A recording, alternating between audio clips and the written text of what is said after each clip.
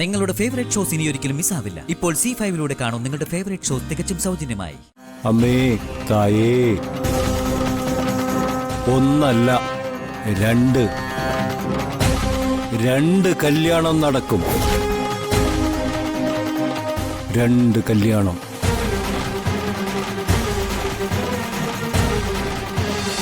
ദേവികയും ഗോപികയും എന്റെ മോൾ അഞ്ജിതയുടെ ഭാവിയെക്കുറിച്ച് ചിന്തിച്ചില്ലെങ്കിലും അവൾക്കുണ്ടായ നാണക്കേടിനെ കുറിച്ച് ഓർത്തില്ലെങ്കിലും എനിക്കോ എന്റെ മോൾക്കോ അങ്ങനെ ചിന്തിക്കാനാവില്ല. ഞങ്ങൾ അത്തരക്കാരല്ല. സിദ്ധം പറഞ്ഞതുപോലെ ഇനി ഒരു വിവാഹ ബന്ധം നിങ്ങളുടെ കുടുംബവുമായി ഉണ്ടാവണമെങ്കിൽ ഞങ്ങളുടെ കുടുംബത്തില് ഞാനും എന്റെ മോളും തന്നെയല്ലേ വിചാരിക്കേണ്ടത്.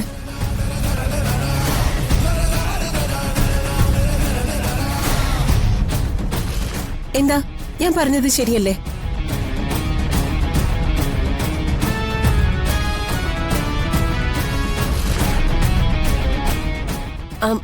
അതാണ് വാസ്തവം. ദേ, ഇവിടെ വെച്ച് പറയാ, എന്റെ മോളെ നിങ്ങളുടെ കുടുംബത്തിലേക്ക് അയക്കാൻ എനിക്ക് പൂർണ്ണ സമ്മത. ഞാനത് ഒത്തിരി ആഗ്രഹിച്ചതുവാ. പക്ഷേ വിധി മറ്റൊന്നായി പോയി. ഇപ്പോ വീണ്ടും ആ യോഗം കറങ്ങി തിരിഞ്ഞു വരണമെങ്കിൽ അതൊരു തരത്തില് അഞ്ജിതയുടെ ഭാഗ്യമായിരിക്കും മാഡം. സുലോചനെ, അത് എന്തായാലും സിദ്ധം പറഞ്ഞ പരിഹാരം നടത്തിയല്ലേ പറ്റൂ. ആ പരിഹാരം നടത്തണമെങ്കിൽ ഞങ്ങളുടെ കുടുംബത്തിൽ നിന്നും തയ്യാറാകേണ്ടത് ഞാനും എന്റെ മോളുവാ. ഞാനതേ പറഞ്ഞോളൂ. അഞ്ജിതയെ ഇപ്പോ എന്താ, അഞ്ജിതയെ പൊന്നാരൻ തോട്ടത്തെ മരുമകളായി സ്വീകരിക്കുന്നതില് മാഡത്തിന് എതിർപ്പുണ്ടോ? ഏയ്, എന്തെതിർപ്പ്? പിന്നെന്താ? അല്ല, അത് അഞ്ജിതയും അഭിഷേകും തമ്മിലുള്ള വിവാഹം നടത്തിയ ഈ പ്രശ്നമൊക്കെ തീരൂലേ? ഗോപികയുടെ ജാതക ദോഷത്തിന് പരിഹാരവും ആവും. ഇനിയുള്ള കാലം ഋഷിയുടെ ആയുസിനെ കുറിച്ച് ഓർത്ത് ഭയപ്പെടാതെ മാഡത്തിനും കുടുംബത്തിനും സ്വസ്ഥതയോടെയും സമാധാനത്തോടെയും കഴിയാം. ഞാൻ ചിന്തിച്ചതിൽ വല്ല തെറ്റുണ്ടോ? മാഡം തന്നെ ഒന്ന് പറയേ. ഇതല്ലേ സിദ്ധൻ ഉദ്ദേശിച്ച പരിഹാരവും? സുലോചന പറഞ്ഞത് ശരിയാ. പക്ഷേ ചിന്തിക്കുമ്പോ എല്ലാ വശങ്ങളും ചിന്തിക്കണമല്ലോ. അഭിഷേകും അഞ്ജിതയും തമ്മിലുള്ള വിവാഹം നടക്കണമെങ്കിൽ ഞാനോ മഹേട്ടനോ മാത്രം തീരുമാനിച്ച പോരാ. അവൻ ഞങ്ങളുടെ മകനായിരുന്നെങ്കിൽ തീരുമാനം ഞങ്ങൾക്ക് തന്നെ എടുക്കാമായിരുന്നു. ഇതിപ്പോ ഹരിയുടെയും മായയുടെ സമ്മതം വേണം. അഭിഷേകിന്റെ താല്പര്യം അറിയണം. എല്ലാം ചിന്തിക്കുമ്പോ മാഡം ഋഷിയുടെ ആയുസിനെ കുറിച്ച് മാത്രം ചിന്തിച്ചാ മതി. അപ്പൊ എല്ലാ വഴികളും താനേ തുറക്കും. അമ്മാ,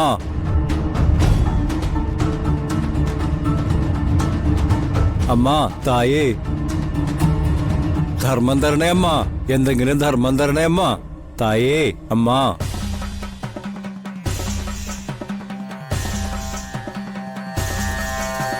അമ്മേ തായേ, ഒന്നല്ല രണ്ട് കല്യാണം നടക്കും. 2 കല്യാണം.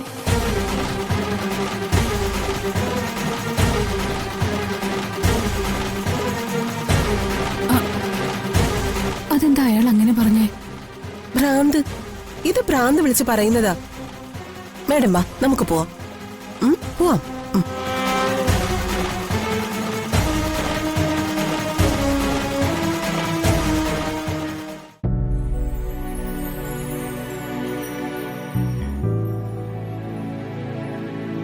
കുട്ടാ, ഞാൻ ചോദിച്ചതിന് ഇതുവരെ ഒന്നും മിണ്ടിയില്ലല്ലോ. എന്താ ഒന്നും മിണ്ടാത്തെ? ആകെ വിഷമത്തിലാന്ന് തോന്നുന്നല്ലോ. കുട്ടന്റെ ആരെങ്കിലും അഡ്മിറ്റ് ആണോ ഇവിടെ? ഓ, ആരാ ഇവിടെ അഡ്മിറ്റ് ആയിരിക്കുന്നേ? അത് അല്ല, മാലാഖ എന്താ ഇവിടെ? എന്റെ അനിയത്തി ഇവിടെ ആക്സിഡന്റ് പറ്റിയിട്ട് ICUല. അതാ. ആക്സിഡന്റോ?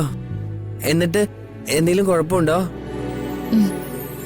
കുറച്ച് സീരിയസ് കണ്ടീഷനില്ല, അതുകൊണ്ട് ICUലാക്കിയിരിക്കുന്നത്. അയ്യോ, കഷ്ടായി പോയല്ലോ. അല്ല, കുട്ടന്റെ ആരും ഇവിടെ അഡ്മിറ്റ് ആയിരിക്കുന്നെന്ന് പറഞ്ഞില്ലല്ലോ.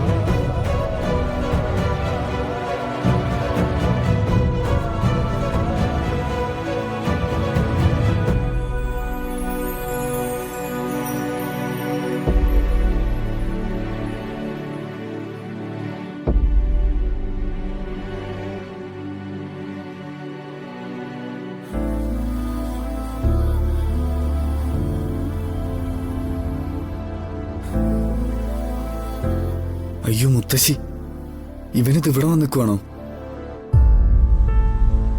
കുട്ടാ കുട്ടാ വാ, നമുക്ക് അങ്ങോട്ട് പോവാം. മാമൻ പൊക്കോ, ഞാൻ മാലാഖയായിട്ട് സംസാരിച്ചിട്ട് വരാം. അതൊന്നും ശരിയാവില്ല. കുട്ടനെ എന്റെ കൂടെ കണ്ടില്ലെങ്കിൽ എല്ലാവരും എന്നെ വഴക്ക് പറയും. വിട്ടു മാമ, ഞാൻ വന്നോളാം. കുട്ടാ വാ കുട്ടാ. കുട്ട നോക്കി നോക്കി കുട്ടൻ ചെല്ലേ, നമുക്ക് പിന്നെ സംസാരിക്കാം കേട്ടോ. പിന്നെ എന്നെ കാണാൻ വരുവോ? വരും, ഉറപ്പായിട്ടും വരുവോ? ഉറപ്പായിട്ടും വരും. എന്നാ ശരി, ചെല്ല്. ഞാൻ പോട്ടെ. കേട്ടോ, വാ വാ വാ, നമുക്ക് അങ്ങോട്ട് പോവാം. പോയിട്ടോ.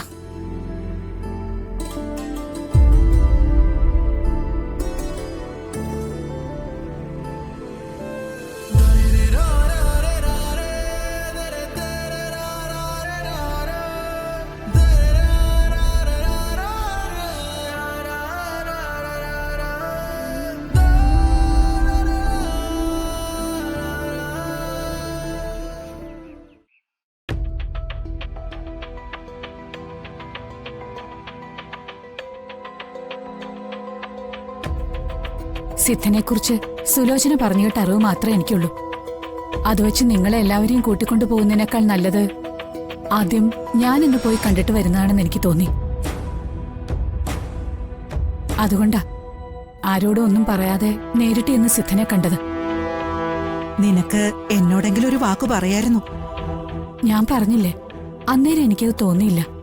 അമ്മ എന്നോട് ക്ഷമിക്ക്. അല്ല, ഈ ആളെ കണ്ടിട്ട് ചേച്ചിക്കും തോന്നി?